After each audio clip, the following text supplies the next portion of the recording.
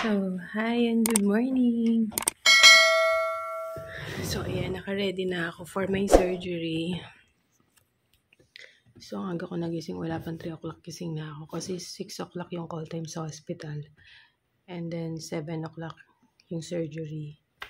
So, no food, no water na ako. Starting 12 midnight, preparation for my surgery. So, ayun, medyo ang feeling ko ngayon is kinakabahan. Siyempre natatakot kasi first time ko mag-surgery. At the same time, nalulungkot ako kasi siyempre mababawasan ako ng isang part ng katawan ko, tatanggalin yung gallbladder ko. And then by the way, sasabay din yung pag-remove ng cyst sa breast left ko.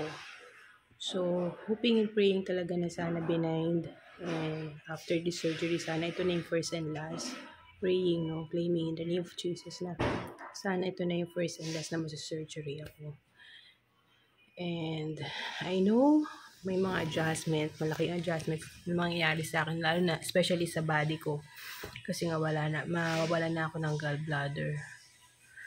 So, yun, but thankful and grateful kay God kasi mas maaga ko siyang na-trace, maaga niyang pinaalam sa akin na kailangan na i-remove yung gallbladder ko. So, ayun. Laparoscopic yung gagawin sa akin. So, yun yung parang may binubutas lang. Outpatient din. And, ayun. Wala naman ako masyado naging preparation. Pero before my surgery, siyempre, kumain ako. Kasi nagda-diet ako eh. Kinain ko na yung mga hindi ko na pwedeng kainin. So, yun, medyo matigas din yung ulo, no? Ayun. But after my surgery, syempre, mas magiging double ingat na sa mga food na tinitake, no? And, ayun, hopefully, magiging okay lahat. And I'm so thankful with Daddy Nick kasi shoulder niya yung half ng surgery ko. Kasi binigyan ako ng doctor ng option 1 and option 2. Either mag-ultrasound pa ako or tatanggalin na agad. So, kahit pa-ultrasound ako, makita na may polyp. Yung ultrasound is parang nasa 20,000. So, nakalimutan ko lang yung pangalan. Ipa-flash ko na lang sa screen. And then, yung isa, so 25,000 to 30,000 daw yung ultrasound na yun eh. So, kahit ma-ultrasound ako, isa-surgery pa rin ako. So, doon pa rin yung bagsak ko. So, kaya yun, we decided, with Nick na tanggalin na lang. And, praise God, after ilang days, nung morning na yun, nag-breakdown ako. Sobrang iyak talaga ako. Tapos, nagpipray ako kay God na, please help me, solusyonan yung problem ko. Morning yun na. Kasi talagang, for ilang days, parang, na-shock talaga ako. Parang nag-worry, nag-iisip. Pero at the back of my mind, at peace ako na may gagawin si God. Tapos no morning na yun, nag-breakdown nga ako. Umiyak ako kay God. And then nung lunchtime, nag-join ako dun sa gallbladder dito sa Facebook page. Ipa-flash ko din. Pwede kayo mag-join dyan kung may mga problem kayo about gallbladder, polyp, gallstone. Makakuha kayo dyan ng mga naging experience ng mga kababayan natin, mga fellow Pilipino na nag-undergo surgery. So, ayun. Diyan ako nakita si Doc Eugene. Si Doc Eugene, nakakatuwa. Sobrang amazing. Sobrang miracle na. Siya din yung nag-surgery sa akin sa nunal ko. Nagpa-remove kasi ako ng nunal. Kasi yung nunal ko parang nagto 2 colors. So, imbis na parang problema pa ako in the future, baka maging cancer and all, pinaremove ko na. 2019 yun. Tapos, yung asawa ko, si Nick, nagtatanong din siya sa Chinese dyan kung sino yung pinakamagaling na doctor, na surgeon doon. Ang ni-refer din sa kanya si Doc Eugene, pero hindi niya alam na si Doc Eugene is nakakausap ko na sa Facebook, nag-inquire na about sa price, sa schedule. So, ayun, nakakatuwa na siya. Si Doc Eugene din pala yung sasabihin niya sa akin na doctor na mag-offer na sa akin. So, sobrang galing ni God. Alam ko na siya yung binigay ni God for me, na dati niya akong pasyente, hindi ko alam na nagsisurgery din siya ng ganun. So, ayan, nandito na ako sa Chinese din. Aga namin dumating ni Daddy Nick. Si Nick, ano lang siya, naghanap lang siya ng makakainan niya kasi may surgery din siya dito eh. Kasi sa work niya. So, ayun, going back, bale, yun nga, yung pinagpipray ko nga na, maaga kasi kami mulis ng bahay kanina, parang 4 o'clock. So, kaya nakat yung video natin kanina, kasi medyo mahabang lakaran pa yung palabas eh, kaya medyo nagmadali na din ako. So, ayun nga, yung pinagpipray ko na 80,000, ang quotation sa akin na doc is parang umabot na ng 70,000. Yung 10,000, kaya siya naging 80. Kasi kasama na rin yung sa breast. Isa talaga yung sa wino-worry ko eh. Kasi kung ma-operahan ako sa gallbladder, may isang surgery pa ako na isa. Yun nga yung sa breast para tanggalin yung cyst. So, ayun. Praise God. Kasi ano eh, yung 80,000 na nasa isip ko before na akala ko price ng gallbladder. Tapos nga, nalaman ko nga na 150 to 200k yung first quotation sa akin ng isang doctor na surgeon sa Medical City. Tapos ngayon nga, na-answer ni God yung prayer ko na gawing 80,000 na lang. So, ayun, sobrang amazing, sobrang thankful ako kasi talagang si God na yung nag-ayos ng lahat eh. From the doctor, hospital, sa price, no, sa financial, and yung sa schedule. Talagang ako iniisip ko nga baka next month pa ako mag-surgery. Siyempre, maraming need i-prepare. Una-una dyan yung budget. Pero ang galing eh. Parang sobrang bilis lang. January 4 ako nagpa-ultrasound, abdomen ultrasound. Tapos January 25, operahan na ako. So, sobra. Hindi pa rin siya masyado nagsisink in sa akin. Kahit na nasa hospital na ako, na ganun kabilis lang yung naging proseso. Na ganun kabilis lang yung preparation. So, I'm so thankful and grateful kay God. Sabi ko, sobra. Mas matatandaan ko yung mas magandang maging testimony ko yung kung paano in-arrange ni God lahat eh. Kaysa talaga dito sa magiging surgery ko. And ngayon pa lang sobrang nagpapasalamat na ako kay God na scared na operahan na ako today. And through Daddy Nick, and of course sa benefits ko sa company, sobrang thankful and grateful ako. Iniisip ko pa nga sabi ko, sana maoperahan ako nang wala akong nilalabas na pera, which is napaka-imposible mangyari, di ba? Kasi kahit pumila ka dun sa may malasakit or sa mga libreng magpipila ka sa mga public hospital, di ba?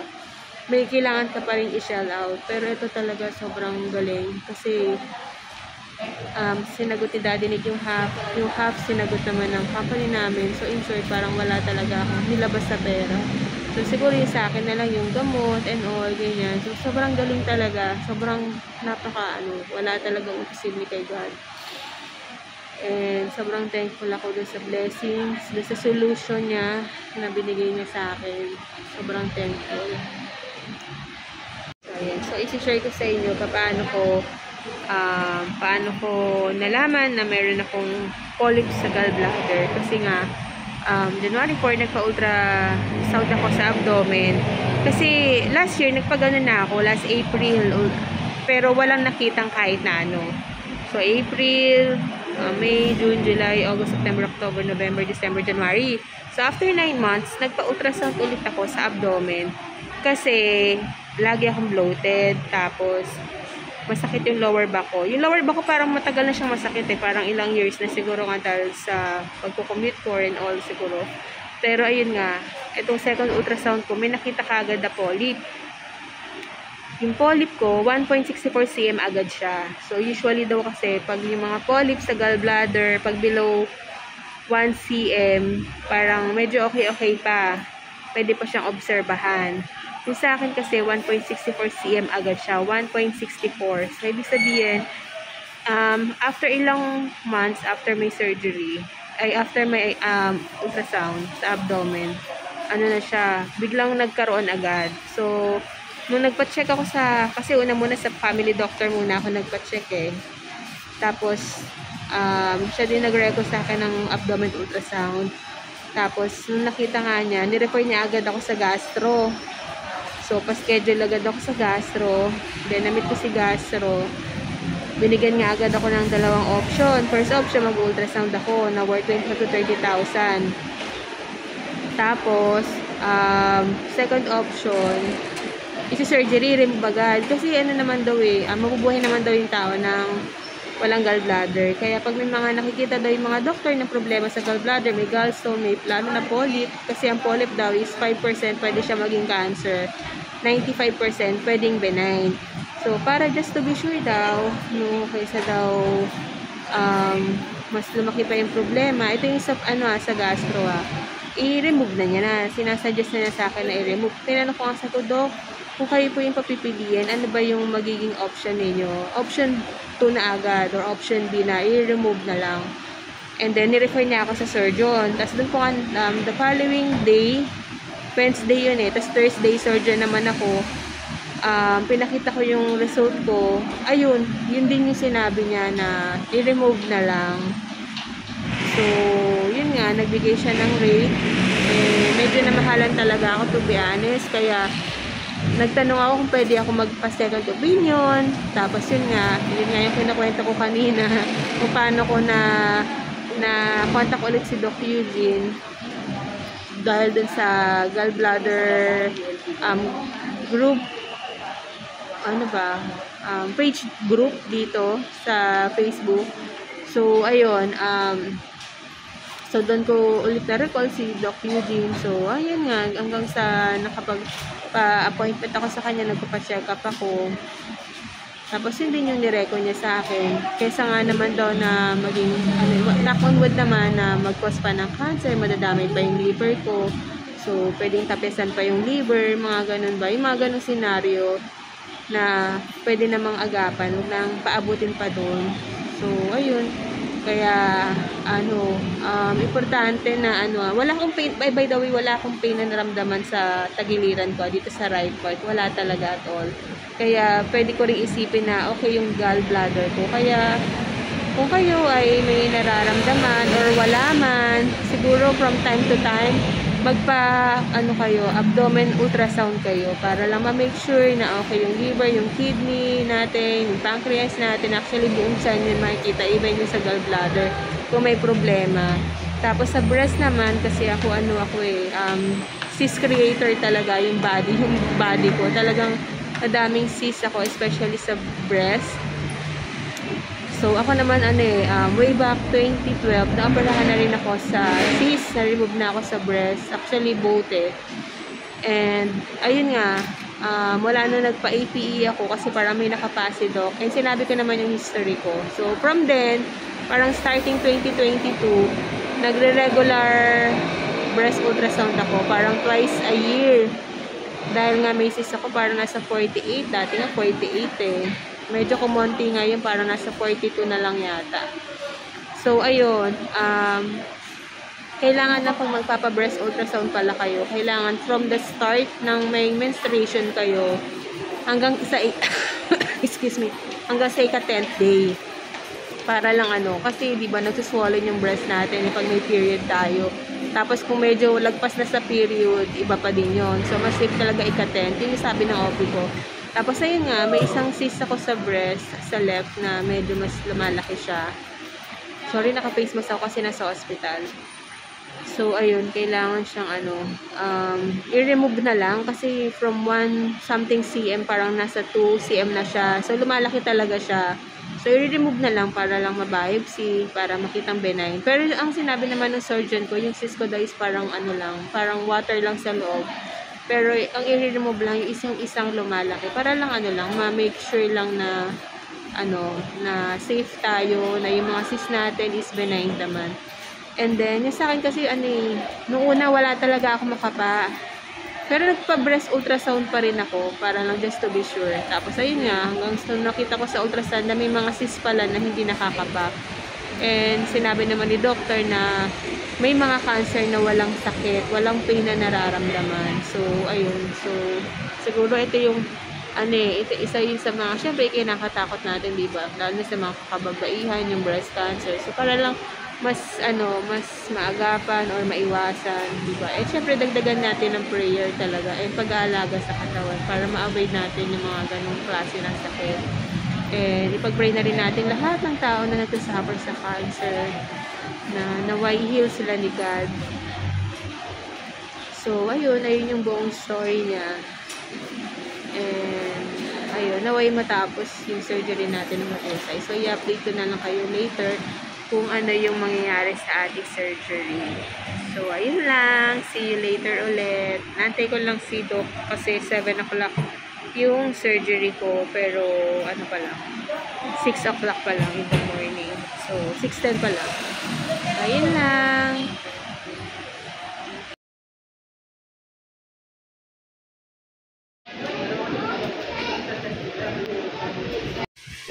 So, ayan. Day 1 of my surgery. Sobrang I'm in pain. Pero, may ubo din ako. Pinipigil ako maubo kasi kumikirot yung mga sugat ko. So, day 1, praise God, nakasurvive ako. Nahirapan na ako sa biyahe kanina kasi nga malayo yung Chinese din dito sa Cavite. Kaya nag-grab na lang kami ni Daddy Nick. And sobrang thankful ako kay Daddy Nick talaga.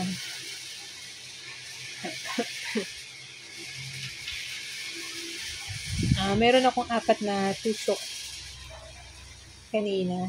Actually, umabot ako ng 2 oras yung surgery ko kasi nga diba dahil pinasabay ko na yung sa breast ko. So, ayun, please God. Naging challenge na sa akin kanina yung first meal ko. Umiyak nga ako kasi para ako nasusuka na, hindi mo maintindihan. Parang kanina lang ako naiyak nung nasa bahay na ako, kumakain ako kasi fasting nga, diba? Tapos wala pang laman yung tiyan ko, tapos wala akong gana kumain. Pero alam ko kailangan ko kumain para ma-regain yung strength ko. So, ayun. Parang nasusuka-suka ako kanina. Buti kumalma-kalma. Tapos, bumili din ako ng mga juices So, may ininom akong fruit juice, kasi nga alam kong wala na akong time mag-blender ng mga fruits So, bumili na lang ako ng mga organic juices para pwede ko inumin. Tapos, nag-akit lang ako ng water, tsaka ng biscuit, in case na magutom ako. Kasi, hindi pwedeng bumigla ng kain Kailangan pa kunti-kunti lang. So, ayun. Nahihirapan ako maglakad. Nahihirapan akong tumayo without support. Kaya, inalalayan ako ni Daddy Nick. So, ayun si Mama. Si Mama nagpe-prepare ng pagkain. Ayun, kanina si Zalen pag-uwi na galing school. Ginokma namin siya. Kunyari natutulog ako. Tapos makita niya yung itsura ko. Umiyak siya. Nakakaawa naman. Tapos naiyak din ako kasi nakita ko umiyak yung anak ko. So, ayun. Ayan, meron pa ako dito. Bukas ko na lang tatanggalin. Tapos, ito yung sa breast ko. Ayan, hindi ko na masyado papakita. Malaki yung bandage niya. So, ayun. Nahirapan talaga ako umubo kasi pakiramdam ko nababanat yung tiyan ko Tsaka na ako, digay na ako ng dighay. Pinipilit kong dumighay para guminhawa yung pakiramdam. Kasi medyo matigas yung tiyan ko So, isa siguro sa magiging problem ko din yung constipation. Anyway, mapupo ako bukas. Nakita ko doon sa orasan, doon sa OR nung pinasok na ako para mga past 7 na. Ako naman yung unang operahan kasi nantay lang si Doc Eugene. Tapos ayun, parang mga 7:30 yata nag-start kasi 7:30 na parang injection na ako sa swero ko ng anesthesia. Medyo masakit lang yung sa anesthesia na part kasi nararamdaman mong pinapasok siya. Tapos ilang seconds lang, wala na, nakatulog na ako. Nagising na lang ako nung nasa recovery room na ako. Pinigising ako ng nurse. Parang magta 10 o'clock na. So, mabot ako na parang siguro mga 2 hours din. Ay, hindi, mga 9:30 yata ako. 9:30 ba? Kasi alam ko, nabot ako ng 2 hours kasi 7:30. Let's say, nag-start ng 7:30. 9:30 ako dinala daw sa recovery room. Magtanong ako dun sa nurse Kasi nga dahil nga hindi lang yung pinaremove ko yung gallbladder ko, pati yung cyst ko sa breast, sinabay na. So, pag-isip ko kanina, hirap na hirap din ako. Kaya naman kasi first time ko mag-general anesthesia. Gising na yung diwa mo, naririnig mo yung mga tao sa paligid mo. Pero yung mata mo nakapikit, ayaw pang dumilat. Tapos nag-try ako maglakad, medyo nahihilo-hilo konti, na nasusuka, na masakit, nararamdaman ko yung sakit. Kaya hindi pa agad ako pinalabas ng hospital. Parang pinagstay pa ako. Tapos may in-inject pa na para sa pain. Actually, ayaw na akong bigyan ng sa pain. Kaso pag tinatanong ako, 1 to 10, ano yung pain, kano kataas yung pain.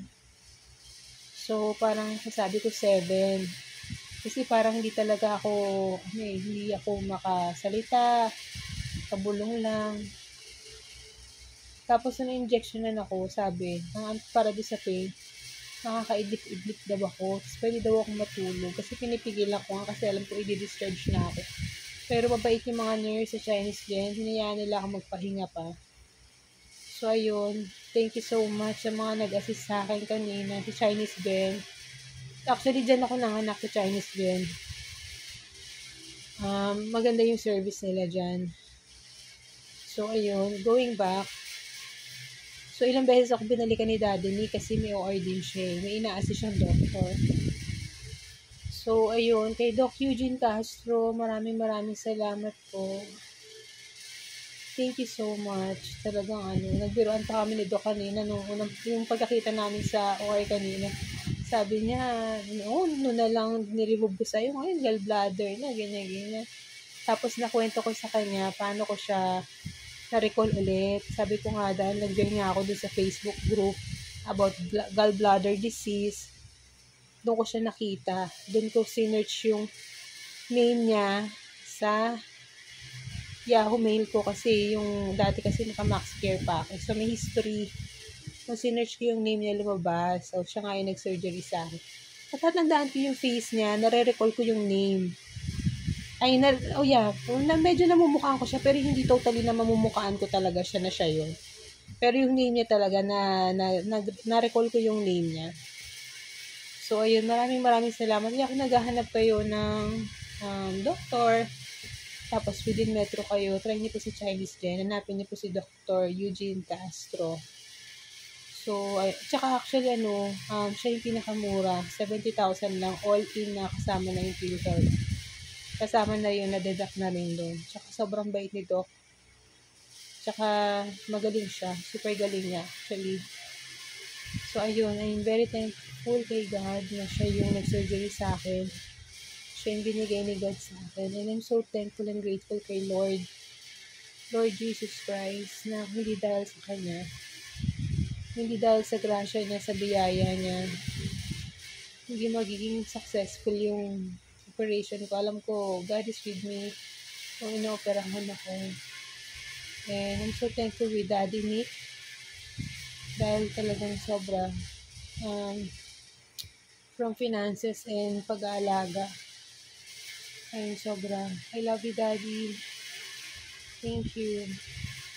So, ayun lang. So, update ko kayo tomorrow sa dito ko kasi medyo inaantok-antok na talaga ako kasi yung electric pa ng ingay. Tapos tumatapat ko sa face ko.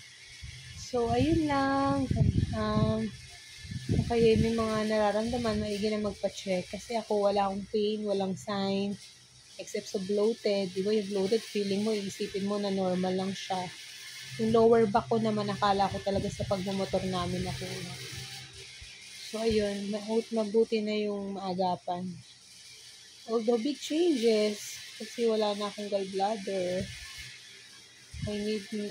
Kailangan ko i-change yung lifestyle, yung healthy lifestyle na dapat.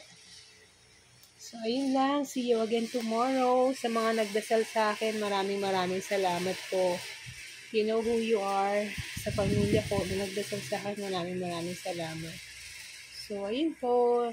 See you again tomorrow. This is my meal. Milk with oatmeal. Kanina pa akong gising 1:00. Hindi na ako nakatulog. So, ayun, parang magpa 5 o'clock na. So, ayan. Breakfast muna tayo. So, ayan. Soft diet muna tayo. Puro sabaw-sabaw lang muna. Kasi nahirapan pa talaga ako mag-solid food. So, kakain din tayo ng fruits. Siyempre, kailangan magpalakas. So, snacks natin yan. So, ayan. Day 2 na. Dito na, wala nang na-surgery ako kahapon. So, praise God. Ayan, nakakaya ko nang tumayo mag-isa. Tsaka nakakalakad na din ako paunti-unti. As in, sobrang bagal pa. Pinipilit kong kumilos kasi ayoko namang masanay na hirap maglakad. So, ayun, ako na rin nag-aayos ng pagkain ko. Puro sabaw lang, tsaka yung mga madadaling matunaw. Pero nakakain na rin ako ng apple tsaka orange. Tsaka nagle-lemon water ako kasi hindi pa ako napupupo. Constipated ako. Tapos yung feeling mo na bloated ka. Parang tigas-tigas ng tiyan mo. Grabe kayong lobo ng tiyan ko eh. Para akong nakipiesta.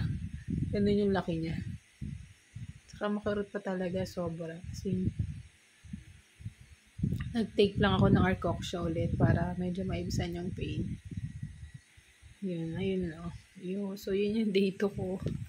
So, naway magtuloy-tuloy. Problema ko lang talaga. Bloated yung tiyan ko.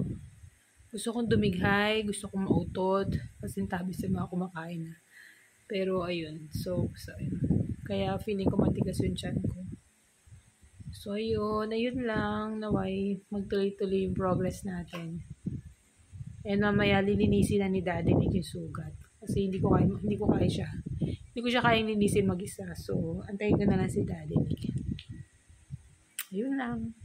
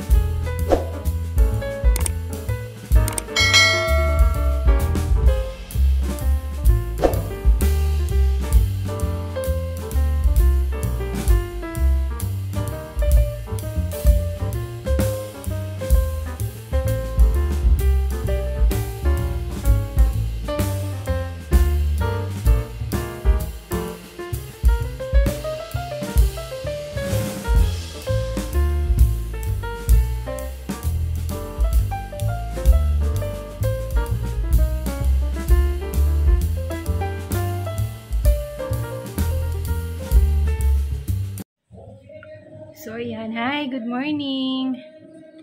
Ayan. Today is my day 3. Mula nung ako'y naoperahan. So, ayan. Nakakaramdam na ako ng gutom maya't maya. Siguro dahil nga ang konti-konti lang ng kinakain ko. Tapos kasi mabilis mabusog. Kaya maya't maya gutom din. Pero kumakain ako pag gutom lang. Tapos, ayan. I drink more water. Nagle-lemon water ako kasi nga, ayan, nakapupo na ako ngayon. Ilaw nakapupo. Dahil nga nagle-lemon water ako. So, praise God. I can walk na din. Kasi mas mabilis-bilis na yung lakad ko ngayon. Pero makirot pa rin siya, lalo na sa may bandang pusod. So, pakita ko sa inyo kung ano yung itsura ng sinurgery sa akin. So, ayan siya. So, taas ko na. Ayan siya. Ang laki ng tiyan ko. Biglang laki ng tiyan ko dahil ayan yung sa may ano. Ang laki ng tiyan ko dahil bloated. Bloated ako. Kaya pag nauutot ako or nadidigay, pinipilit ko talaga para maibisan yung hangin sa loob ng tummy ko. So, ang worry ko lang, may nababasa kasi ako na pag na-remove na yung gallbladder, mas mahirap na siyang mas mahirap na mag-lose ng weight. Kaya nag-check ako ng mga magandang diet na pwedeng gawin para hindi naman ako lumobo ng bongga. So, ayun lang. So, sana hopefully mga second week lang makalabas-labas na ako, makalakad-lakad na sa labas para kahit papaano may konting exercise. So, after 7 days, babalik ako kay Doc Eugene para sa check-up ko. So, ayun. Praise God. Ayan, okay na yung sitwasyon ko. Hindi na katulad ng mga nung nakaraang 2 araw. So, ayun, konti-konti lang yung kain, more on sabaw, fruits, fruit juices, ayan, nag-apple juice ako, tsaka yung isa ko pang ininom ng orange juice. Sumasabay yung ubo ko. Pag inubo ako, nahihirapan ako kasi feeling ko nabubuka yung tahi ko. Kaya pinipigilan ko umubo. So, ayun yung ating day 3. Update ko na lang ulit kayo. So, ayan. Today is day 4 from my last surgery. Nag-walk kami ni Saren. We need to walk. Kailangan magkilos-kilos. Pero nakakalakad ako, sobrang bagal pa. Tsaka mahapdi pa yung sa pusod ko. Lalo na pa nagtumatayo ako or nagbe-bend. Ayan si Saren. Dito lang kami sa malapit nag-walk. Hindi pwedeng masyadong malayo. Baka biglang sumakit yung tummy ko.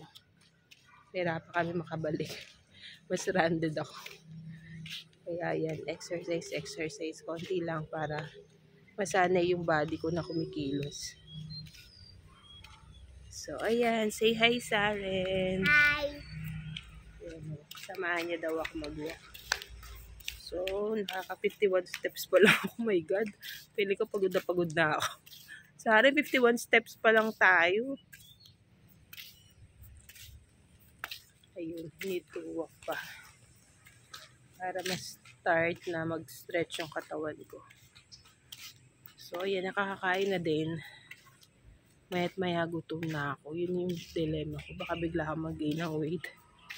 Kaya, kailangan, from this day, kailangan monitor na yung kain. Tsaka yung sabaw-sabaw lang. Gulay. Iwas sa prito. Iwas muna sa oil. Sabi naman dito, after a week, pwede ko na makain yung mga normal na pagkain. Pero syempre, avoid pa rin tayo sa oily food. Healthy muna tayo. So, yun lang. Yan. Good morning!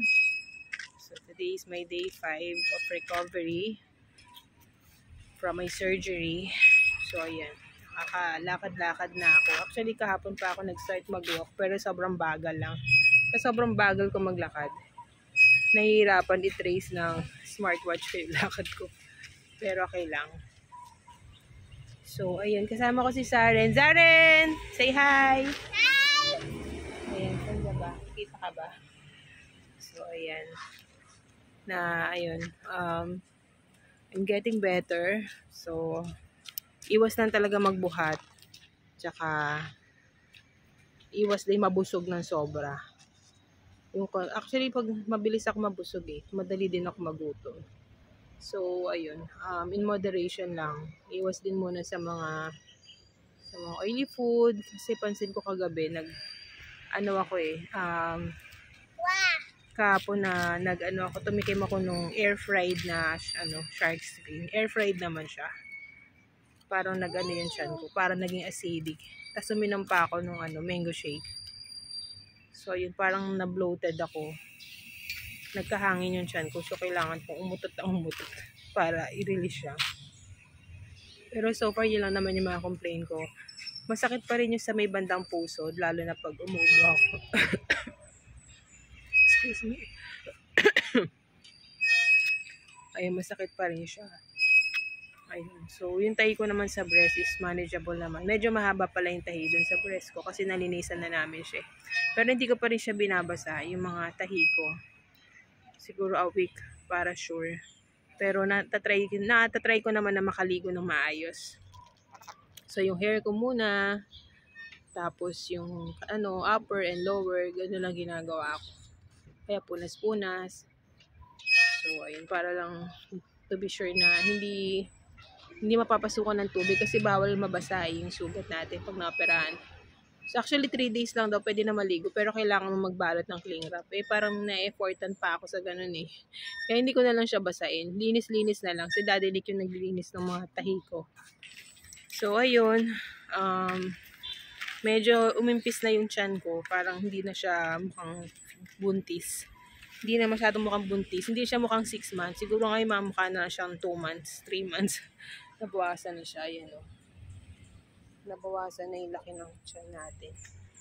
Kasi nga ano na umiimpis na yung parang siguro namaga din yung tiyan ko. Tsaka ano, yun nga bloated, puno-puno ng hangin. So, slide ka. Careful na.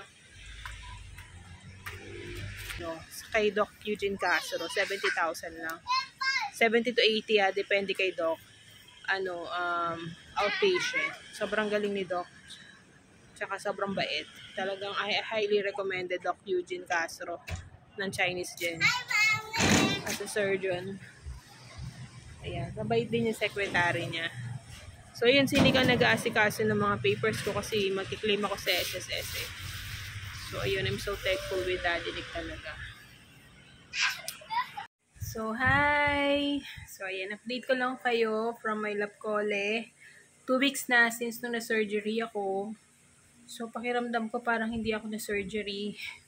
Gano'n naman yung pakiramdam, pero from time to time, may kirot pa din. Lalong-lalo na pag nakikilos ako. Kunyari, may nabubuhat, na alam mo naman, pag nanay kasi hindi naman maiwasan. Medyo may kirot factor. So, ayun talaga, I highly recommend po na huwag kayong magbubuhat ng mabigat, lalo na 2 weeks pa lang. So, na-wrong move ako doon kasi akala ko kaya ko na. Medyo na-underestimate ko. So, ayun. Kaya medyo masakit yung tagiliran ko. Nagpalagay nga ako ng salompas kay Nick eh. So, ayun. Nakakapaglakad-lakad na naman ako ng normal. Mabilis na katulad ng dati. Nakakain ko na rin yung mga food na hindi ko nakakain before. Pero more on, moderation. Kailangan iwas pa din sa mga oily, fatty, and pa rin, hindi pa rin ako nagpapakabusog ng bongga. Kasi monitor pa rin kung nafe-feel kong busog na ako, ayun okay na ako. Tsaka lagi ako kumakain sa maliit na mangkok. Birang-bira akong magplato, lagi sa tasa para na monitor ko yung pagkain ko.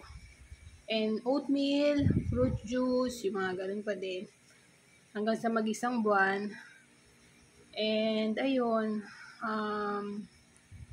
siguro parang pakiramdam na hindi ka nagpa-surgery, parang walang ganun. Parang back to normal na talaga. Pero yun nga, from time to time, masakit pa rin yung likod ko, lalo na yung lower back ko. Yung tagiliran ko masakit ngayon. So ayun, actually, babalik naman talaga sa normal pag natanggalan ng gallbladder. Pero yun nga lang, kailangan maging mas doble ingat na tayo kasi wala na tayong gallbladder. So ayun, ako hindi na rin ako nagkakape, iwas alcohol. So, ayun, change talaga ng lifestyle.